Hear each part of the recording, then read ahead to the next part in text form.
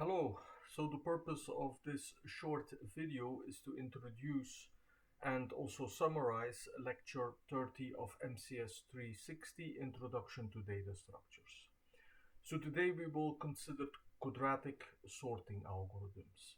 So we will sort a sequence of numbers, and because this is on a short board, I will have a very short sequence of 5 numbers. 5 numbers: 82, 90, 42, 54, and 31. So the first algorithm we will demonstrate on this sequence is called selection sort. So I will introduce on the sequence all the stages in the algorithm. So selection sort selects the smallest element of the sequence and places that in front of the sequence. So the smallest element in the sequence is 31, and we place this in front.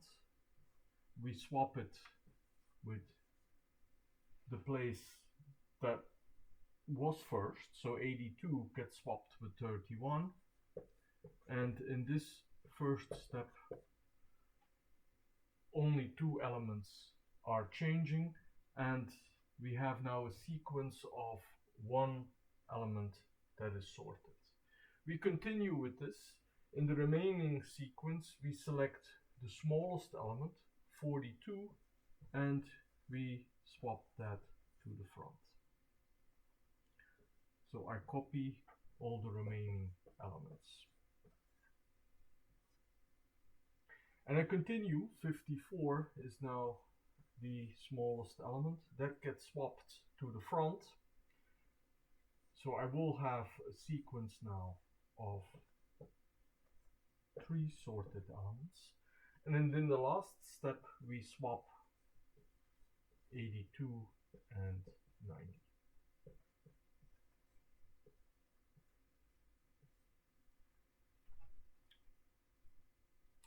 So the invariant in this algorithm is that at the second step here, the first 2 elements are sorted. That's the first sorting algorithm. The second sorting algorithm is called bubble sort. In bubble sort we will swap the elements that are not in order. So we start again with the same sequence, and we run through the elements and we compare them. So as we sort, we see that 82 and 90 are in order. We continue to compare the next pair. 90 and 42 are not in order. So I will swap those 2. I will copy the remaining elements just to sketch the evolution of the sequence. I'm now at 90 and 54. They are out of order, so I will swap.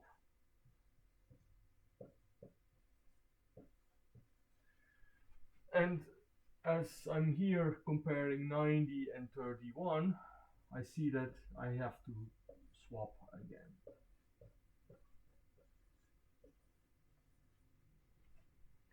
So what you see in the evolution of the first pass through the sequence is that 90, actually the largest element, bubbles its way to the end. And the invariant will be is that the last elements will actually be sorted. So you can see what will happen in the next pass through the sequence, which is now a sequence of 4 elements. Now 82 will actually bubble its way towards the end of the sequence. So in the first step I swapped 42 in 82. In the next step I will swap 82 with 54. And in the last step of this pass, I will swap 82 with 31. So this gives me then a sorted list of two elements, the two largest elements which occur at the back. Here I don't need to do anything in this step, it is sorted, but I need to swap 31 and 54 in the next pass.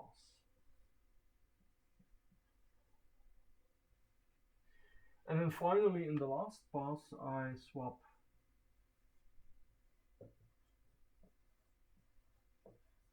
the first two elements. All the elements in the sequence here are larger than the first elements, so I don't have any more paths to make. So this is bubble sort. Then the last sorting algorithm is insertion sort.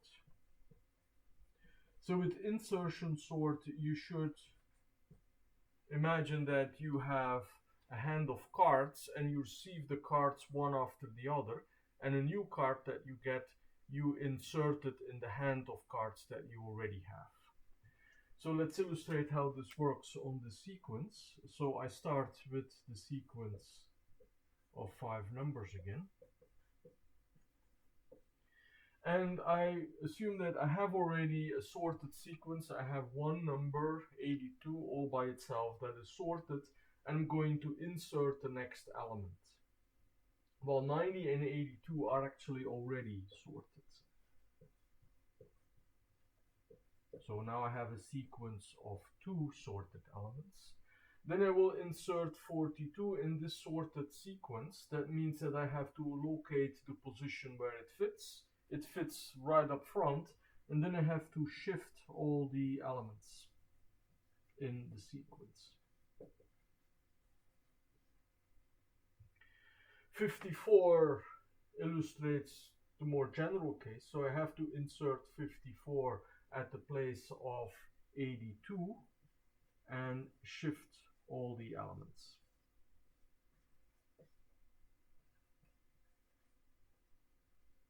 In the last step, I insert 31 at the front of the list.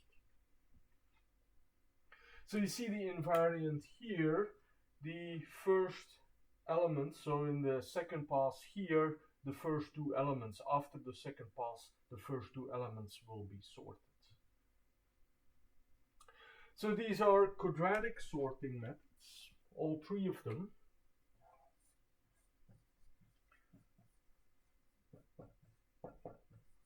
Which means that the quadratic sorts, they run in time quadratic in the input size.